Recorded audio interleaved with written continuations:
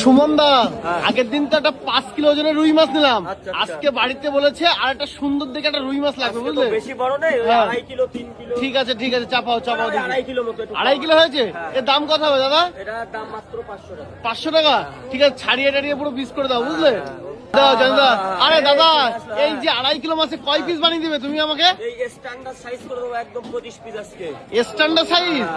আরে দাদা, দারুণ ভাবে দেখো, স্ট্যান্ডার্ড সাইজ পিস হবে একদম গোটা 2.5 কিলো নাকি? গোটা 2.5 কিলো। খেতে সুস্বাদু হবে তো? অবশ্যই। দেখো সাবধানে দিও, বুঝলে? একদম। আরে কি মাছে, আরে মাছে তো পুরো জমে গেছে দাদা তেল। আজকে গুষ্টি শুদ্ধ খাওয়ানো হবে। গুষ্টি শুদ্ধ? আরে আরে গুষ্টি শুদ্ধই বাড়িতে আছে আত্মীয়, বুঝলে? একদম কোনো কথাই হবে না, বুঝলে তো? একেবারে পুরো গুষ্টি শুদ্ধ খাইয়ে দেবো আজকে। যাই হোক বন্ধুরা, সুমনদার কাছ থেকে দারুণ কোয়ালিটির 2.5 কিলো ওজনের এক পিস রুই মাছ নাকি? পাকা রুই তো সুমনদা?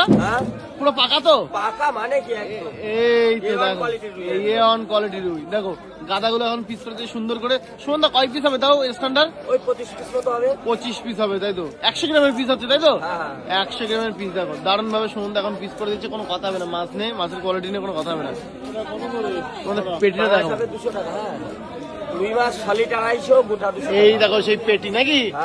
আরে এই জিনিস একদম। তলতলে করছে, এই লুচি লুচি ভাজা যাবে এই তেল দিয়ে নাকি? লুচি পিঠে সব ভাজা যাবে। আচ্ছা আচ্ছা, পিঠে তো সিজন শেষ হয়ে যাচ্ছে, শীত তো কমেই গেল। লুচি খেতে হবে, হ্যাঁ, লুচি পরোটা। লুচির পরোটা খেতে হবে, আলুর পরোটা খেতে হবে নাকি?